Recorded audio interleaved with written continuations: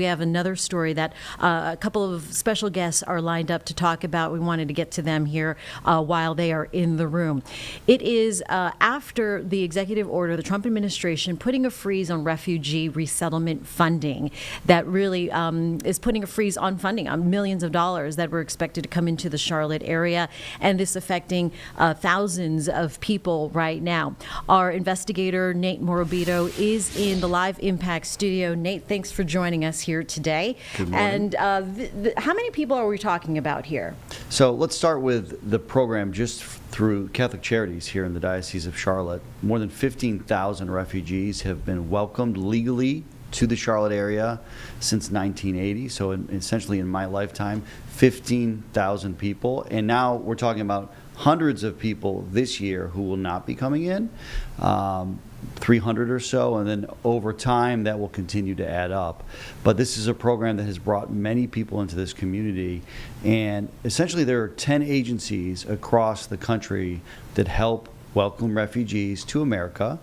Then they help them transition, right? They get them housing, they help them find jobs, they get their kids signed up for school, they help them learn English, and eventually these refugees can become U.S. citizens as well.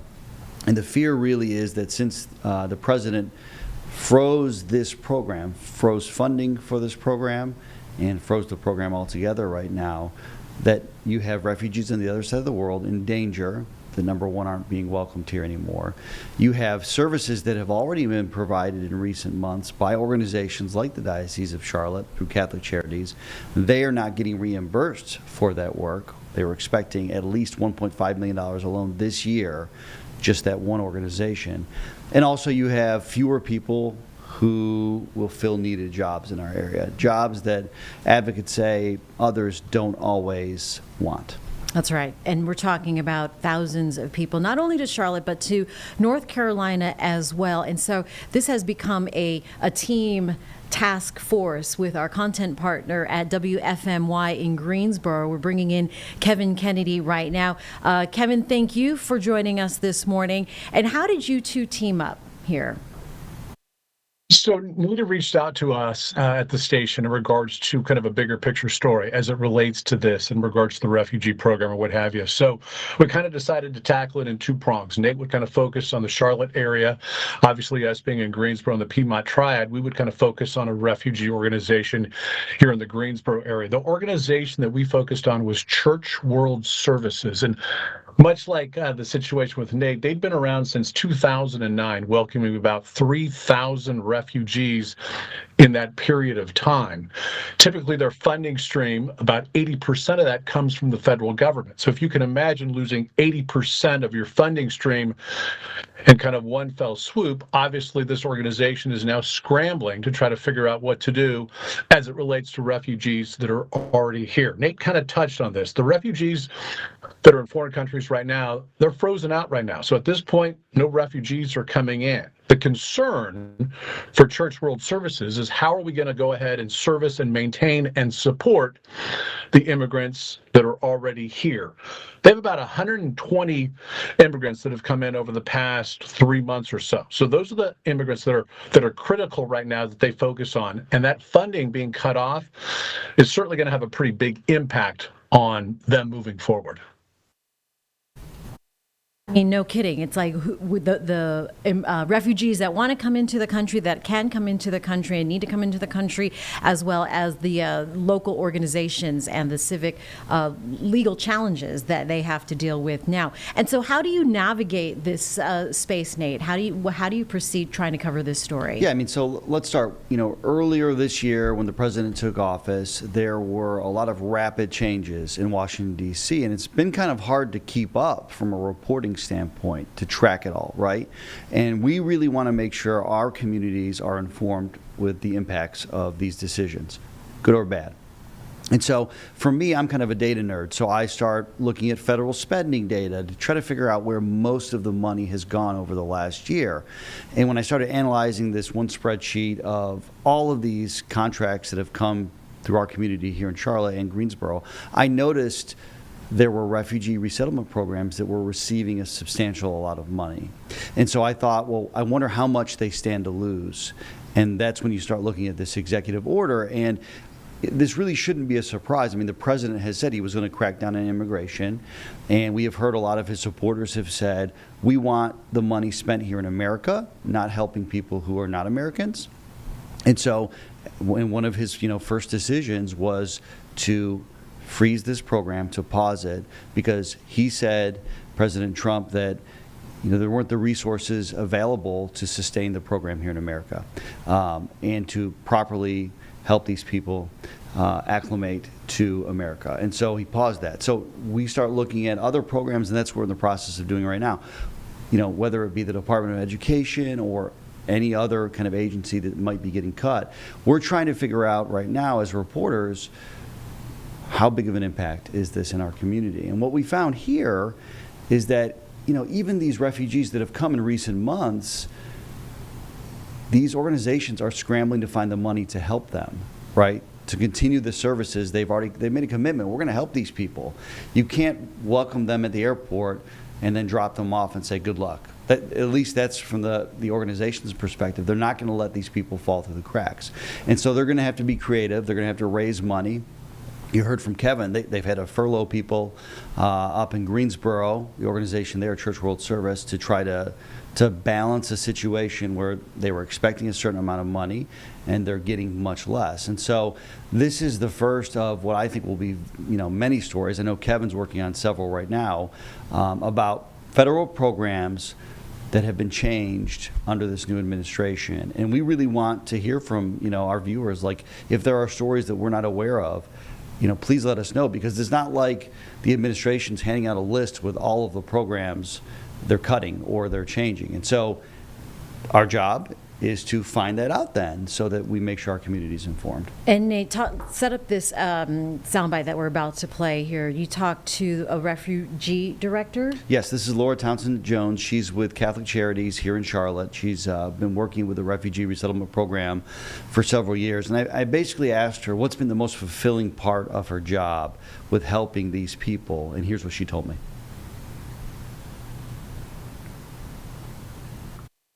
Of these individuals. They come here, they've struggled, they're fighters, and the parents especially, who know that they're giving this opportunity for their children, and to see how that works, how they come here within 3 to 4 months, they're working, paying their bills, paying their taxes, kids are at school learning English, and just to see the success that these families have is amazing. I love that here we've actually hired a number of the refugees that we've resettled have come here and paid back. They're now here working and serving the new refugees that come. And so it's just to see that kind of integration into the community, building communities, the restaurants they build, the jobs that they have that you see when you pick up a taxi at the airport, and it's one of the individuals who've been here for years and is now making a life for themselves. One of my favorite parts of this job is meeting new people, and after that initial interview, we were really trying to find a refugee family that could help put a face to this story. What do they provide our community? What concerns do they have? And so we met the Coop family, who you're going to hear from tonight at 6 on WCNC Charlotte. That's when our investigation will air on TV, who came here in 2008. They fled Myanmar, where they were persecuted, and they have jobs here. One's a translator. His wife is a janitor. 4 kids are all or have gone through the school systems in our area. They are members of their church community. They are homeowners. They are American citizens. And in 2008, there was a real risk that they might be arrested if they stayed in their home country of Myanmar, or even worse. And right now there's a civil war going on in that Southeast Asian country. And we were with the family as they were picking up their daughter from the bus stop. And it kind of hits you that here in America, they have this safety net, whereas on the other side of the world right now, there are bombings. There are military bombings where civilians are getting killed. And just think about that as a family, knowing that your kids are much more protected and your freedoms are much more protected here in America. I know Kevin also spoke with a refugee and a resettlement director up there in Greensboro too.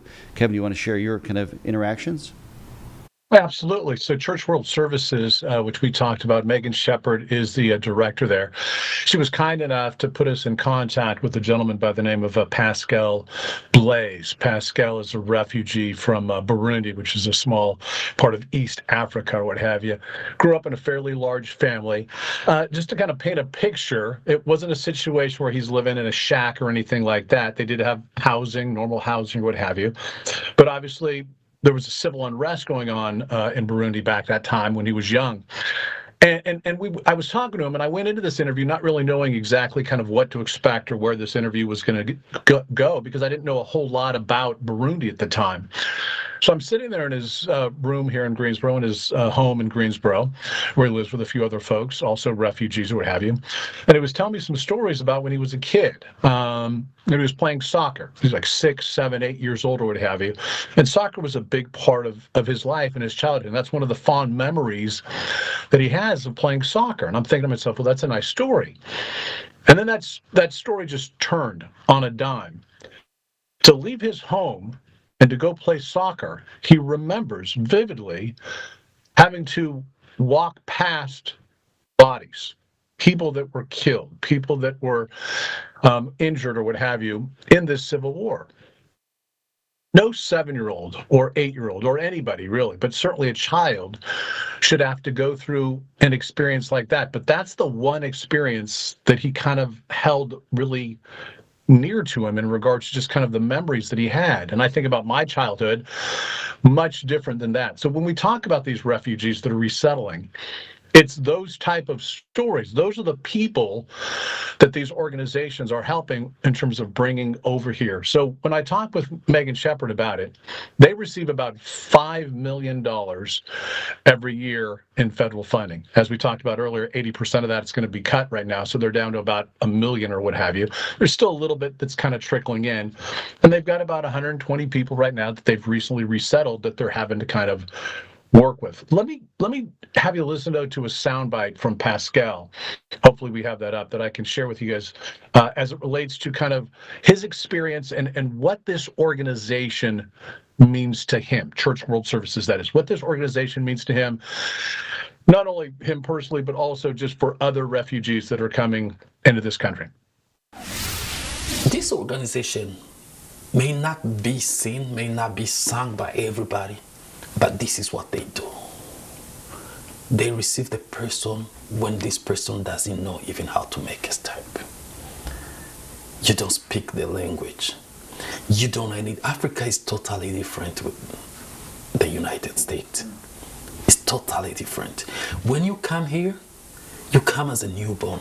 You learn everything, the language, the culture, you make yourself new friends, new life, new jobs. Everything is new. If this person are not there to guide your steps, you may fall. I'm telling you, you focus.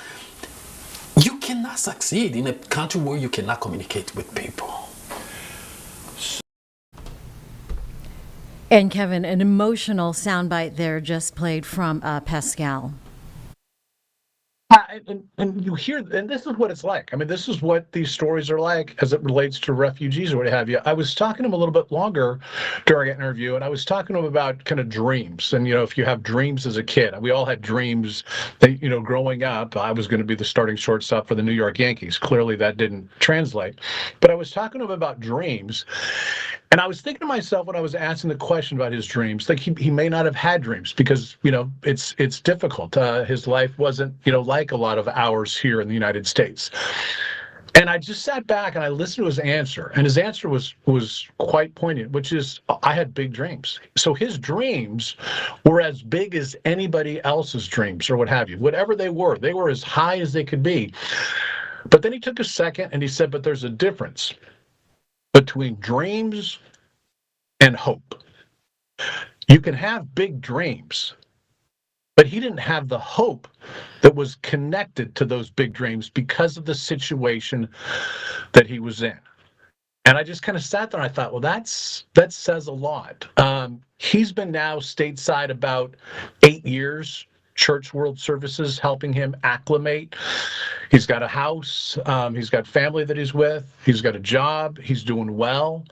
And by all accounts, everything is going well for him. But it's that first kind of coming over here, that 3-month period, that window, that's so critical for people like him. He didn't speak any English.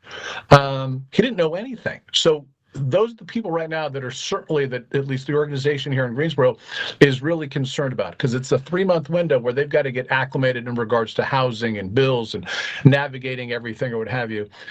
And that's the concern right now. That's their focus or what have you. All right, back out here live in the.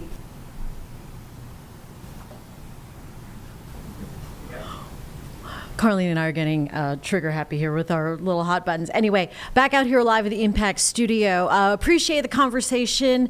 Kevin Kennedy from our content partner in Greensboro, WFMY. Of course, our investigator, Nate Morabito, here at WCNC Charlotte. An important story. I expect the first of many as this continues to develop, and the aftermath of the federal funding program on refugee programs coming into North Carolina.